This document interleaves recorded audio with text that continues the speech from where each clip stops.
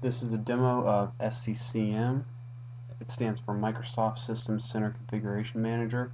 In this case, we're running version 2003, revision 3. SCCM is a product developed by Microsoft to enable systems administrators to administrate PCs anywhere from just a local network, multiple local networks at different sites, and or remote PCs that may not be on a local network, could be on the WAN, on the internet.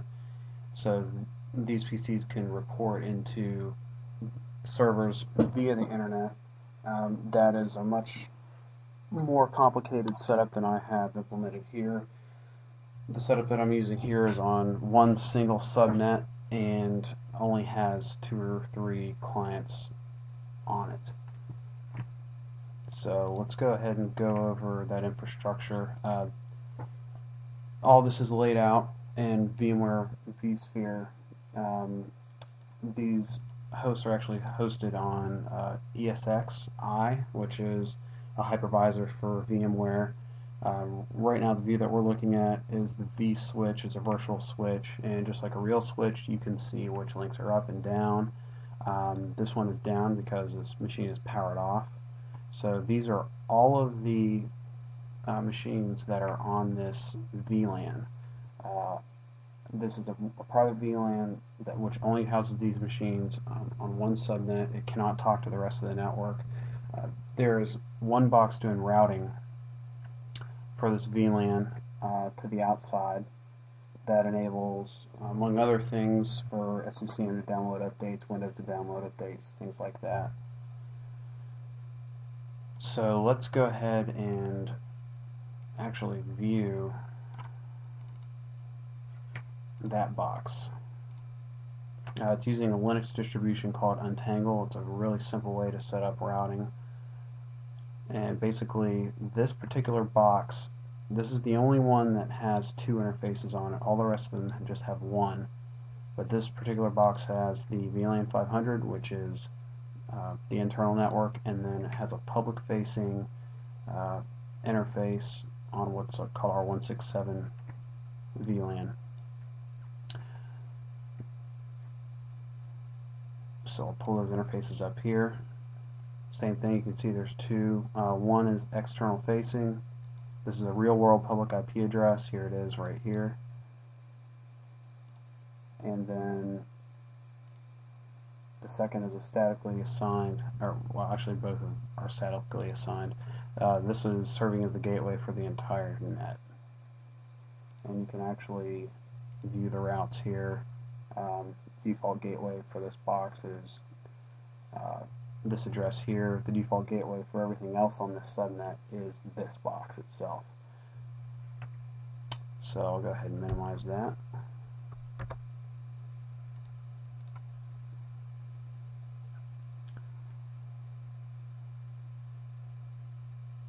So right now I'm just going to prove that machines on this net can talk. So I'll go ahead and just pull up our domain controller, and we want to ping. We can just ping the gateway, and of course we can get out, and we can also ping out to google.com. The DNS server that all of the boxes on this subnet are using is this domain controller that we're on right now. I'll hop over to this one and just show that really quick. So the domain controller is at .2. It's serving up all the DNS for the subnet.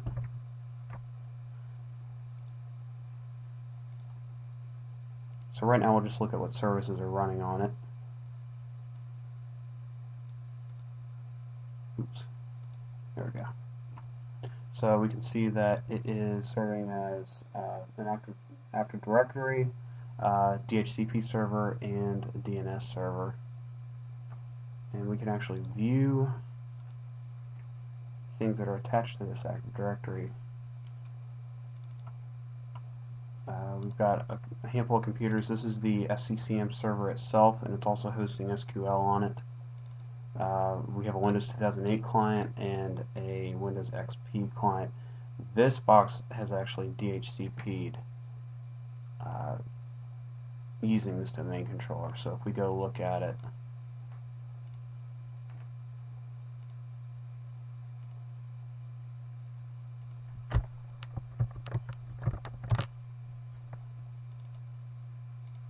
we see it was assigned by DHCP. The scope of this DHCP server is from 10.100 to 10.150.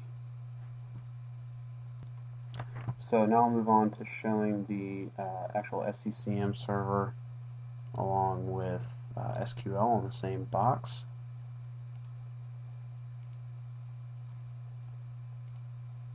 So we'll open the SQL Server Management Studio. Of course, this SQL is running on this box, so we'll connect to localhost. And we can see that SCCM has created a bunch of database entries automatically when given access to this SQL server. None of the work is really done here, but you can see what it's done.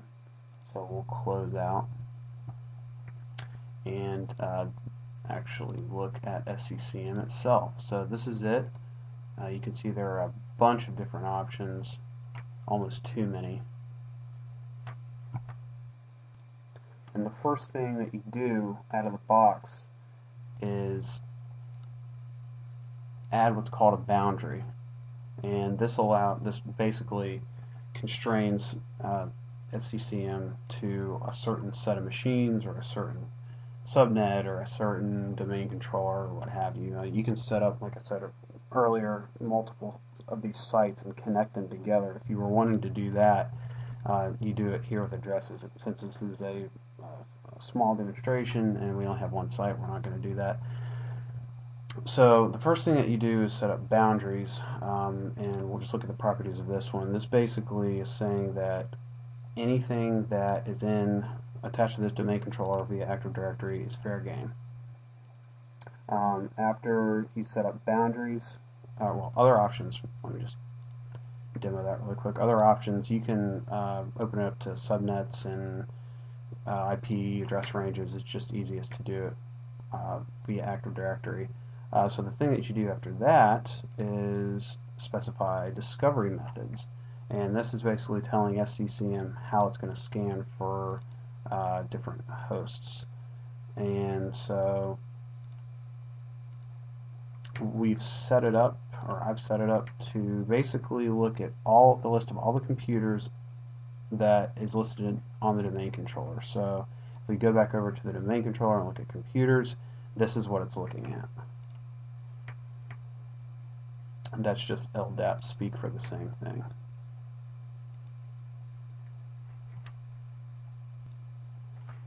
So once you've selected the discovery method, you can actually go to collections and view the systems that it's detected.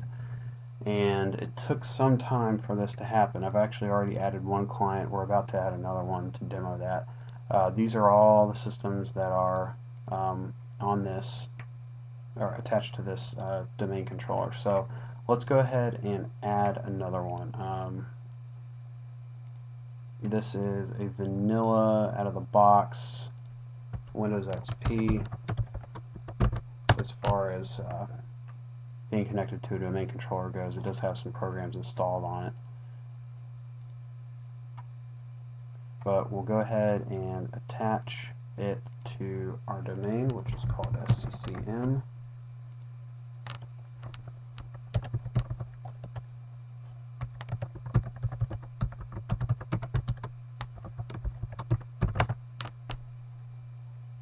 And we'll wait for a second. So it's gone ahead and added it to the SCCM domain. That's the name that I selected. So we'll go ahead and reboot it.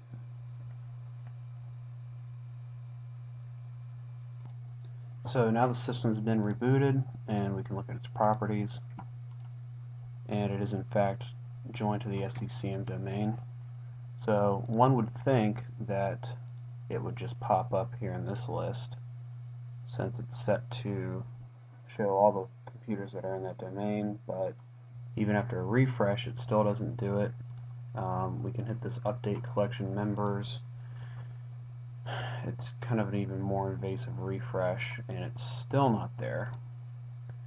This is one of my least favorite things about SCCM. It just doesn't seem to refresh information as quickly as it should. So what we actually have to do is go to this discovery methods and go here, and you notice it's set to refresh every 5 minutes, and it's been more than 5 minutes and it still hasn't come back. So we're going to run a full discovery, force it basically, and then we'll go back to all systems and I'll hit a refresh, and there it is. So one major caveat to SCCM. So now what we need to do is push the agent. Basically, this agent listens on the client machine for instructions from SCCM. So the first step is to push the agent, and then afterward you're supposed to be able to push applications and things like that. So first we'll make sure that the Windows firewall is off. You can configure this to allow communications from SCCM by poking a hole with exceptions. In this case, I'm just going to completely disable it for the sake of demonstration. And I had to learn disabling the firewall the hard way. I waited about 20 minutes at one point and it never deployed it, and then I turned the firewall off and I was able to install the client. So we're going to tell it to, basically, I'm going to open this wide up. This is has the least amount of restrictions to be able to deploy it. It should work without changing those options, but just to make sure, I went ahead and changed them. So we're looking at the task manager over on the client that we're trying to deploy to, and what's going to happen is we'll see a process start that'll indicate that it's actually installing. Okay, so now we see that process is started. It's called CCM setup, and it will take a couple of minutes to go through and do everything that it needs to do. Afterward, we'll see in control panel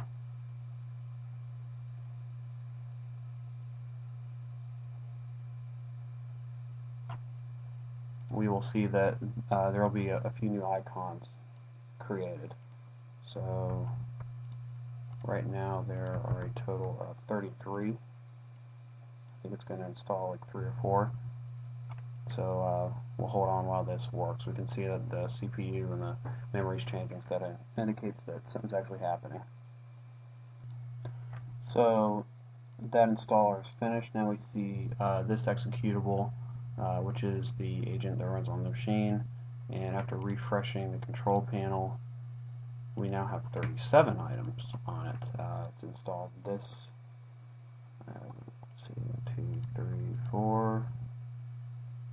And there's a 5th somewhere.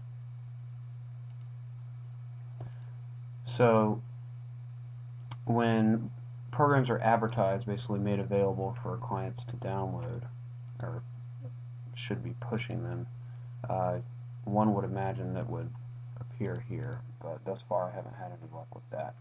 So let's go back to the SCCM server, and when that agent downloads, it should report back to the server. We see this XP client, that has happened.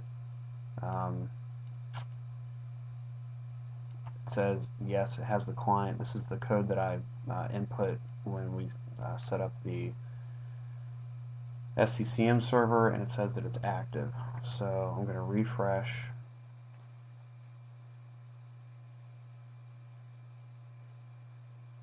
And I'm going to do an even more invasive refresh by updating the collection members. And it still hasn't refreshed that information yet, so we'll need to wait a little bit for that to happen. So while we're waiting for that, we can go ahead and build a software distribution package. This is a big part of distributing software. You have to wrap your applications up in what's called packages. So we'll do that now. We're going to use Adobe Reader X.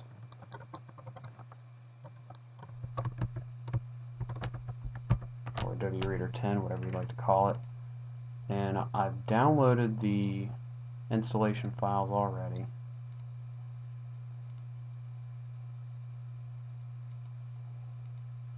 And it is here.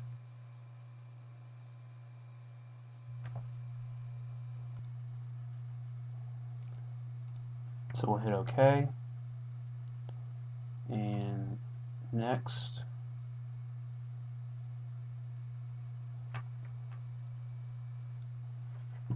And we'll share this distribution folder, the name shared packages. We'll set this to high priority.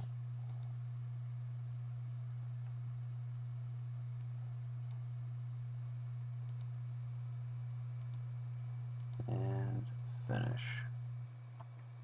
So now that we have the package identified, we have to set the program. Not exactly sure why you would want to have a package without a program in it. Seems like that step should be on one, but whatever the case. Call it Reader X, and we will browse. So this is the actual executable. Now, in order to do silent installs,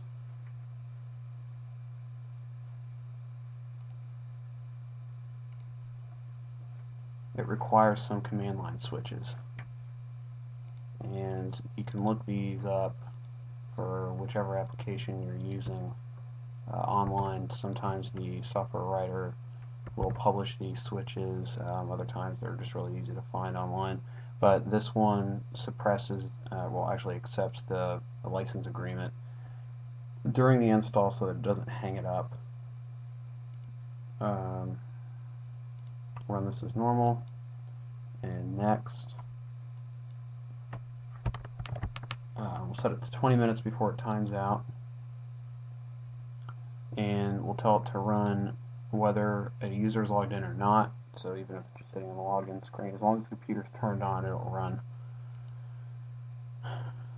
And next, and this will about do it. We'll also create an error in the log if it fails for some reason. And close.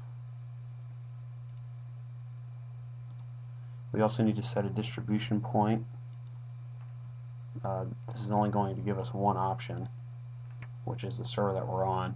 If you had more than one SCCM server, you could define which one of those servers, if all. You could do all, you could do only one. We're just going to select the one that we're on now. So let's see if that thing is updated yet.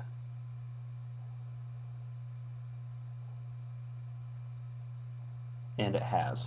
So now this information matches the information of the client that was already there. So let's go ahead and try to distribute that software that we just created, the Adobe Reader X.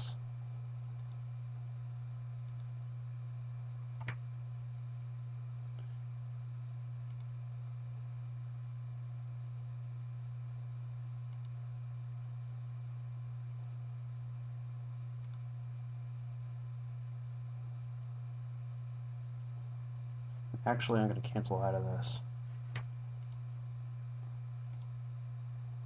We'll do a new advertisement. Oh, wait. Sorry, just confused myself there for a second. There's more than one way to do this. So we wanted to distribute it to this client that we just attached to this domain. So we'll go to Distribute and Software, and we will select the package that we just created. This is the site. There's only one. and that's the program that we put in the package. We're going to advertise it to this collection, all systems, which we were just looking at. We'll leave the name like it is, that's fine. We're just going to advertise to members of this selection. There are no sub-collections under it. And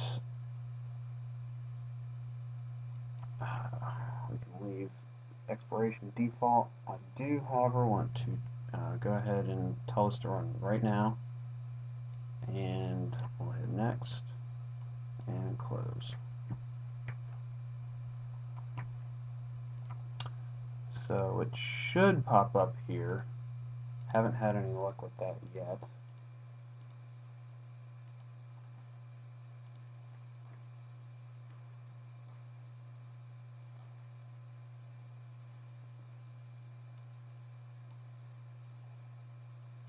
So let's have a look at the advertising status.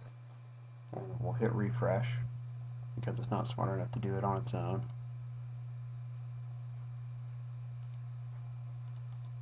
And let's look and see if we have any errors or anything. Okay, it looks like it successfully created it and processed it. And that was just a minute ago, we can see here.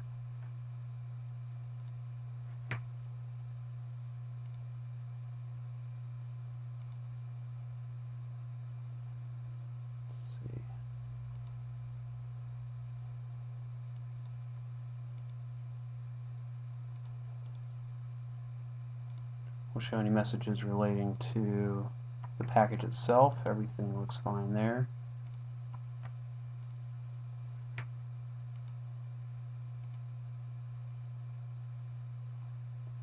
So let's just look at all the status messages if we can.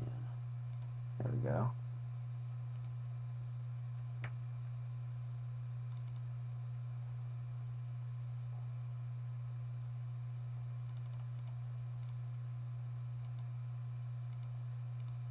So everything looks like it should be working.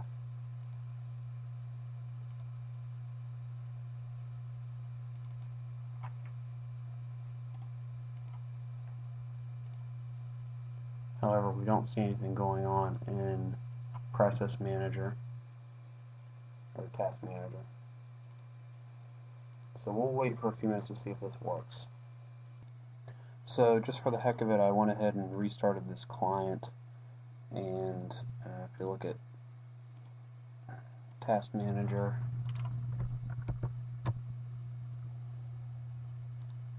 there still isn't anything going on. There's no activity with the SCCM agent at all. And if we look here in Control Panel, wait for that to come up. If we look at SCCM, we see, if we right click on that virtual machine, we see that reader is being advertised to it. So if we go to the control panel on the actual machine itself and look at the advertised programs, it doesn't show up. So once again, this system has a lot to it,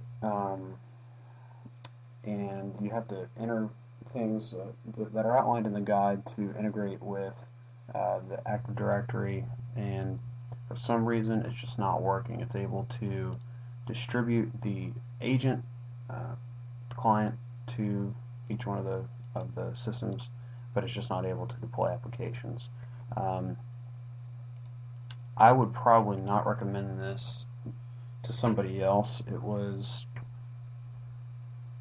fairly hard to set up as far as just generally being able to come into it with a basic level of knowledge and really be able to know what's going on. I mean, if you were to print the documentation out from the Microsoft website for this, it would be almost endless. It would be a huge stack of paper.